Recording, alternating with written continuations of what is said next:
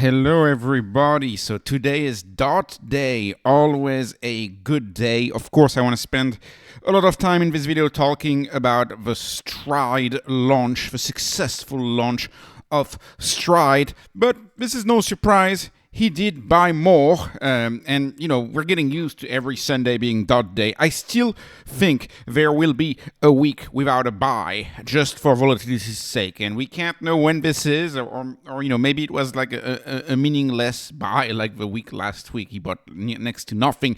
Anyways, the big question this week is because of the success of the STRD launch, of the STRD preferred launch, because of that success.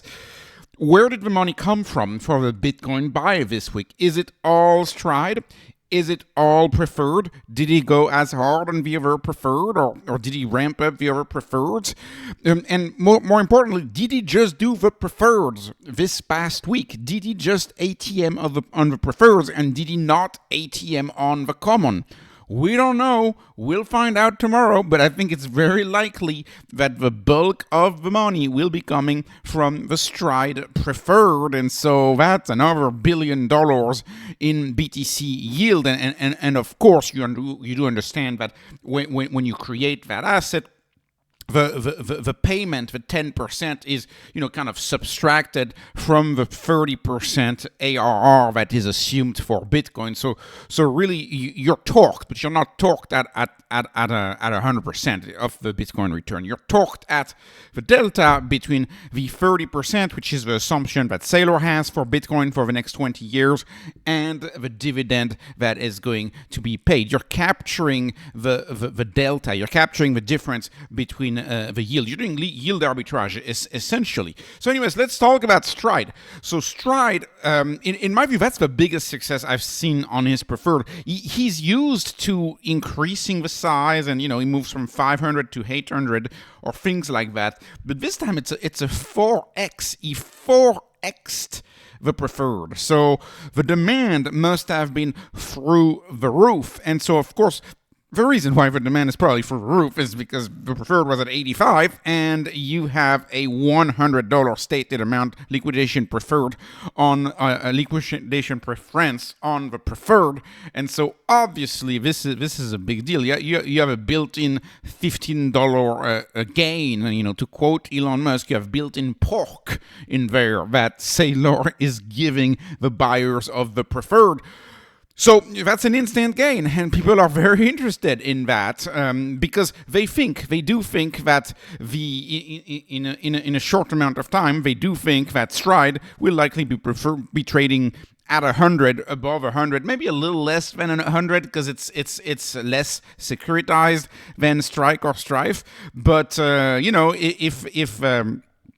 if Strike is trading at 105, if Strife is trading at 103, it would make sense to see STRD maybe trading at 100 or 99 or something like that. I think the market's showing confidence in the past successes of Michael Saylor. And, this still has a BTC rating of 6. So you still have 6 times the Bitcoin on the balance sheet, securing the claim, the liquidation preference behind the newly issued STRD at 100. So he's really offering a gift to the shareholders, selling something for 100, selling something worth 100 for 85 is the gift that he's offering to the shareholders. And as a reminder, and this is another time I'll say this, is, of course, there's a lot of chatter right now saying you can't monetize the price to NAV. MetaPlanet is better because we have a much higher price to NAV.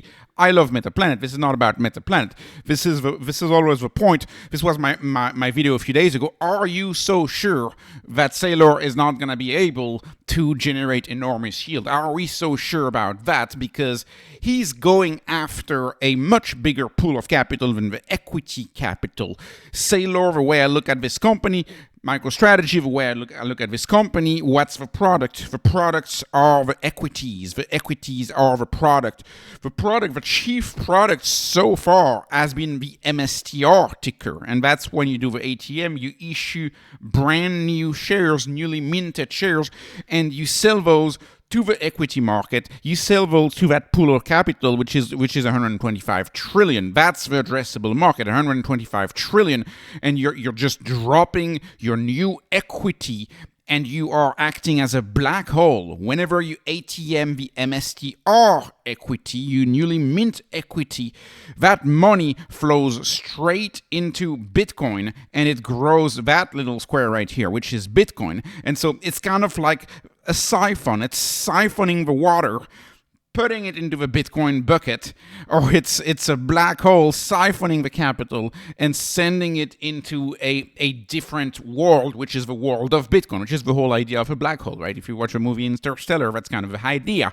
So what he's doing to the bond market is the same thing, but he's doing it in a bigger way. There's more instruments, strike, strife, and STRD, and it's going after a pool of capital which is nearly 3 times the size, and the fact that he was able to IPO $1 billion of STRD is absolutely nuts. If you ask me, there's much more capital to be taken out of the bond market than there is capital to be taken out of the equity market, because there's a lot of very, very good equities out there, right? I mean, I mean, even if you look at the Max 7, a lot of people love the Max 7. I love a lot of the Max 7. You know, Nvidia. I love Nvidia. I think Nvidia is a great equity. There's a lot of equities out there that people don't want to get rid of. But think about bonds. If he's issuing equities, preferreds that are better than just about any other bond out there, is going to siphon so much capital out of the bond market into the Bitcoin world, into the MSTR equity. And the torque generated on Strife, Strike, and STRD is much higher than the torque generated on MSTR.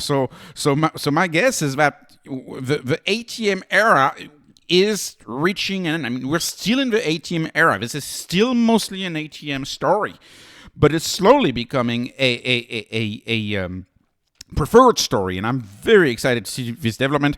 One last thing I wanted to say: I made a quick tweet today. I usually don't tweet, but I made a quick tweet. I just saw a few days ago the company STR, which is a mining company or whatever, an energy company, just got acquired, which means that the ticker symbol STR may be available.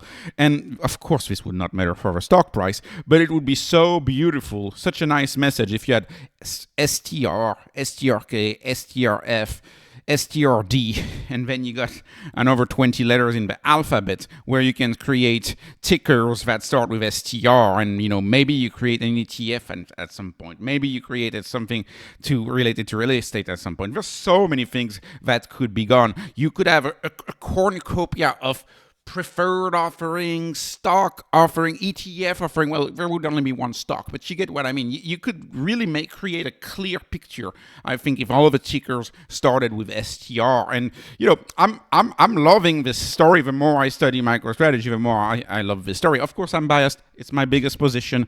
So, anyways, this was not investment advice, not financial advice. This is only entertainment. I hope you were entertained. Please like, please subscribe, follow me on Patreon, follow me on X, and have a wonderful, wonderful day.